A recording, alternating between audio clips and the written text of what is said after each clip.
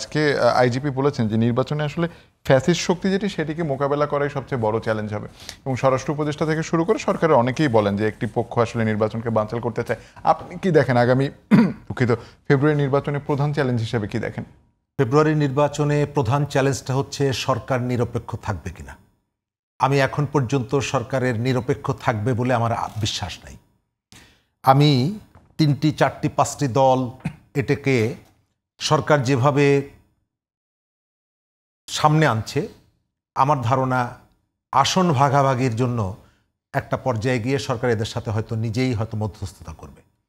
আগামী নির্বাচনে সরকারের নিরপেক্ষ থাকা সবথেকে গুরুত্বপূর্ণ। আইন শৃঙ্খলা পরিস্থিতি এখন যেভাবে আমরা কথাবার্তাগুলো শুনছি দায়িত্বহীন, যেটি আপনি আইজি রেফারেন্স দিলেন, স্বরাষ্ট্র উপদেষ্টা সকালে এক ধরনের কথা বলে বিকালে এক ধরনের একেবারে বাচ্চা মানুষের মতন, এই ধরনের মানুষগুলোকে দিয়ে যেখানে আমাদের শৃঙ্খলা বাহিনীর মধ্যে নানা রকমের টানাপেড়ন আছে, তাদের চ্যালেঞ্জ আছে, তাদের নানা রকমের প্রবলেমের মধ্যে আছে, এখনও তাদেরকে দিয়ে একটা নির্বাচন তুলে নিয়ে আসা, রাজনৈতিক দলগুলো কতটুকু সহযোগিতা করবে সেটা এখনও বলা যায় না। তাদের অনেক ধরনের ইকুয়েশন আছে। এখনকার যে অবস্থা তাতে এই সরকার নির্বাচনটা যেভাবে বলছে আন্তর্জাতিক মানের নির্বাচন হবে, এগুলো আমার কাছে মনে হয় একেবারে হালকা কথা। কারণ চ্যালেঞ্জটা আপনি বুঝতে পারছেন না। কেউ কেউ বলছে ডাকসুতে তো শান্তিপূর্ণ নির্বাচন হয়েছে। আরে বাবা, ডাকসুতে যারা ভোট দিয়েছে সব গ্রাজুয়েট, মিনিমাম গ্রাজুয়েট, আপনি তাদেরকে এইখানে নিয়ে আসার সাথে তুলনা করা যাবে না। আর ভাইয়ের সাথে যুক্ত করে আমি একটা শেষ কথা বলতে চাই। জি, বিএনপির যে রাজনৈতিক অবস্থা, এটা যদি জামাতের থাকতো তাহলে 24-এর 5ই আগস্ট হাসিনা চলে গেল, ডিসেম্বর জানুয়ারির মধ্যে জামাত নির্বাচন করে ক্ষমতায় বসত। কারণ তার মূল টার্গেটটা হলো ক্ষমতা। এই যে সংস্কার অন্যান্য যে বিষয়গুলো বলে, এগুলো কোনো কিছুর ধার ধারত না। বড় দল হিসাবে বিএনপি সেই জায়গায় অনেকগুলো সমালোচনা তার আছে, তার কর্মীদের বিরুদ্ধে চাঁদাবাজি, নানা ধরনের অপরাধের অভিযোগ আছে। আবার বিএনপি কম্বাইন্ডলি কতগুলো রেসপন্সিবল দায়িত্ব পালন করেছে, যে দায়িত্বগুলোর কারণে জুলাইয়ের অভ্যুত্থানের চেতনাকে এখন পর্যন্ত মোটামুটি মানুষের সামনে আছে।